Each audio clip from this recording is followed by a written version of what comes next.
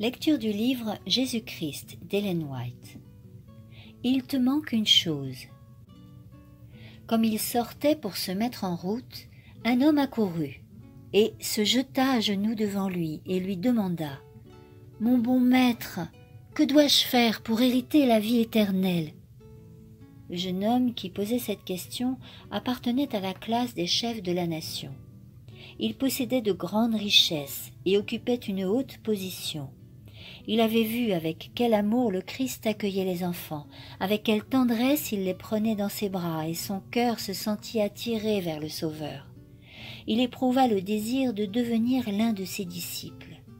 Le Christ étant en chemin, il courut à lui et tout ému se prosterna à ses pieds. C'est avec sincérité et ferveur qu'il adressa cette question qui avait tant d'importance pour son âme, comme d'ailleurs pour tout être humain.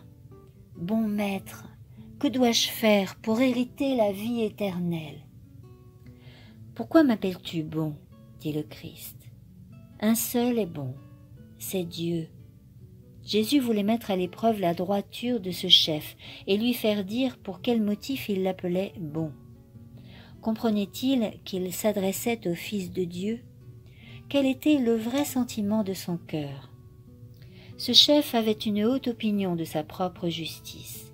Il ne pensait pas qu'il pût lui manquer quoi que ce fût, et cependant il n'était pas satisfait. Il éprouvait le besoin de quelque chose qu'il ne possédait pas.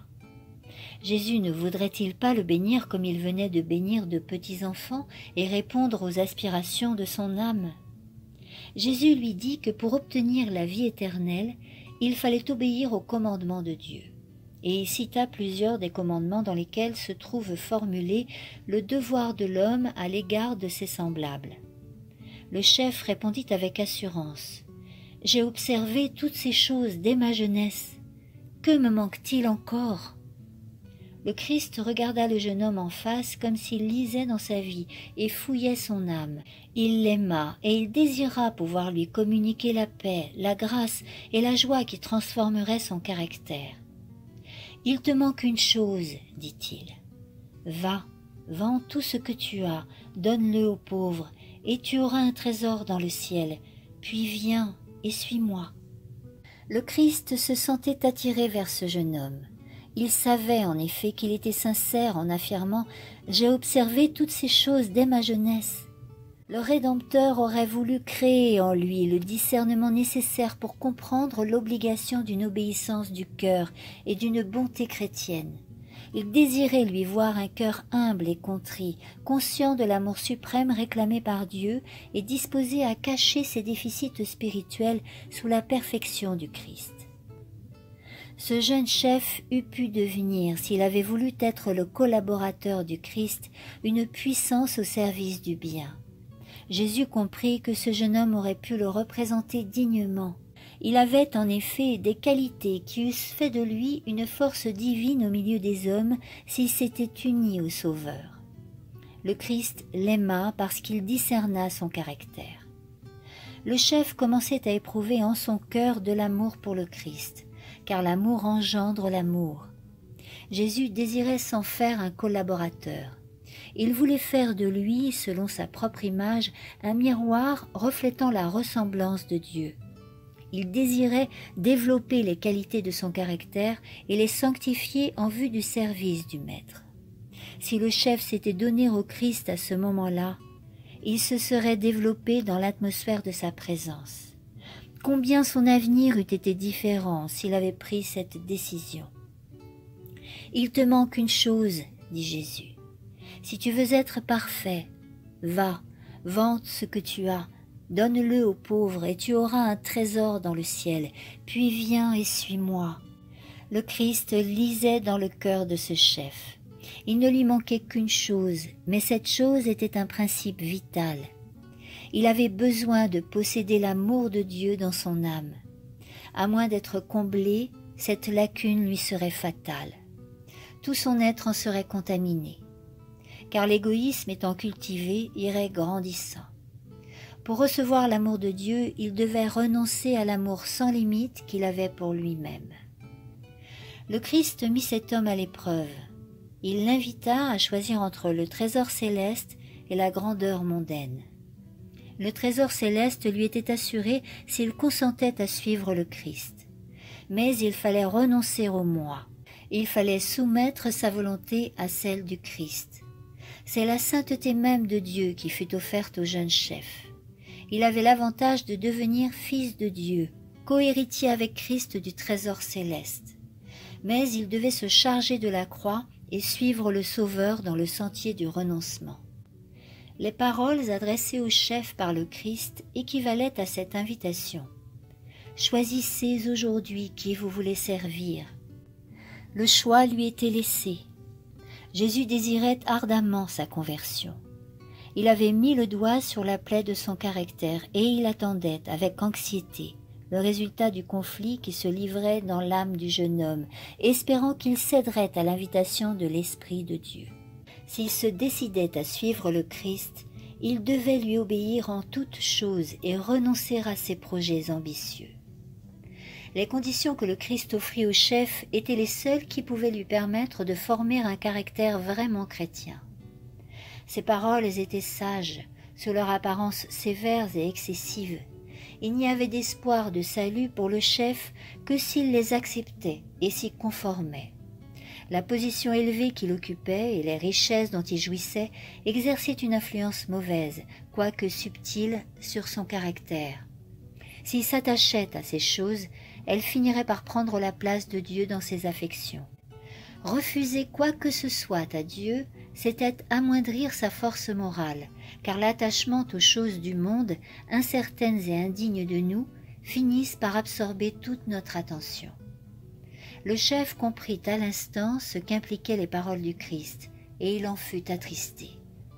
S'il avait saisi la valeur du don qui lui était offert, il n'aurait pas hésité à s'enrôler parmi les disciples du Christ. Il faisait partie du conseil des Juifs, ce qui était un grand honneur, et Satan le tentait par de flatteuses perspectives d'avenir. Il voulait obtenir le trésor céleste, mais il voulait en même temps les avantages temporels assurés par ses richesses. Il regrettait que de telles conditions fussent posées, car s'il désirait la vie éternelle, il n'était pas disposé au sacrifice. Le prix de la vie éternelle lui paraissait trop élevé. Il s'en alla, tout triste, car il avait de grands biens. Il se trompait en affirmant qu'il avait observé la loi de Dieu. Les richesses étaient ses idoles. Or, il ne pouvait observer les commandements de Dieu aussi longtemps que ses premières affections étaient pour le monde. Il aimait les dons de Dieu plus qu'il n'aimait le donateur. Le Christ lui avait offert sa communion. « Suis-moi » lui avait-il dit. Mais le Sauveur ne lui était pas aussi cher que sa réputation parmi les hommes ou que ses richesses.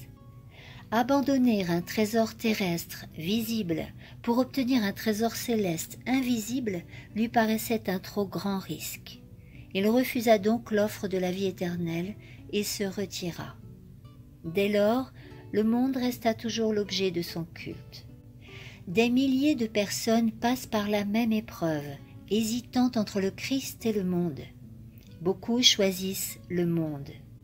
Comme le jeune chef, elle se détourne du Sauveur, se disant à elle-même « Cet homme-là ne sera pas mon maître ». La manière d'agir du Christ à l'égard de ce jeune homme doit être pour nous une leçon. Dieu nous a donné la règle de conduite que chacun de ses serviteurs doit suivre. Il s'agit de l'obéissance à sa loi, non pas une obéissance purement légale, mais une obéissance qui pénètre dans la vie et qui se manifeste dans le caractère. Dieu place son propre idéal devant tous ceux qui veulent devenir des sujets de son royaume. Ceux-là seuls seront reconnus comme fils et filles de Dieu, qui consentiront à devenir ouvriers avec le Christ, qui diront « Seigneur, tout ce que j'ai et tout ce que je suis est à toi. » Chacun devrait réfléchir à ce que comporte désirer le ciel et s'en détourner néanmoins à cause des conditions exigées. Songez à ce que signifie un refus opposé au Christ. Le chef dit « Non, je ne puis tout donner ». Disons-nous de même? Le Sauveur s'offre à partager avec nous l'œuvre que Dieu nous a assignée. Il s'offre à employer les moyens que Dieu nous a donnés pour faire avancer son œuvre dans le monde. Il ne peut nous sauver d'une autre manière. Des richesses avaient été données au chef pour lui fournir l'occasion d'être un administrateur fidèle. Il devait dispenser ses biens en faveur des nécessiteux. De même, Dieu aujourd'hui confie à des hommes des ressources, des talents et des occasions pour qu'ils deviennent ses instruments en faveur des pauvres et de ceux qui souffrent. Ceux qui emploient les dons qui leur ont été confiés en harmonie avec les desseins de Dieu deviennent des collaborateurs du Sauveur. Ils gagnent des âmes au Christ parce qu'ils représentent son caractère.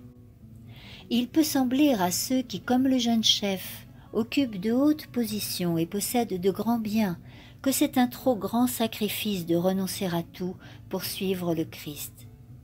Mais c'est là la règle de conduite de tous ceux qui veulent devenir ses disciples. Rien ne saurait remplacer l'obéissance. Le renoncement est la substance même des enseignements du Christ. En rendant au Seigneur ce qu'ils ont reçu de lui, les disciples du Christ accumulent des trésors qui leur seront donnés au jour où ils entendront ces paroles. « Cela va bien, bon et fidèle serviteur, viens prendre part à la joie de ton Seigneur. » Qui, en vue de la joie qui lui était offerte, a souffert la croix, méprisant l'ignominie, et s'est assis à la droite du trône de Dieu. La joie de voir des âmes rachetées, sauvées pour l'éternité, sera la récompense de ceux qui marchent dans l'empreinte des pas de celui qui a dit « Suis-moi ». Suite de la lecture dans le prochain audio intitulé « Lazare, sors ». Et si cette lecture vous a plu,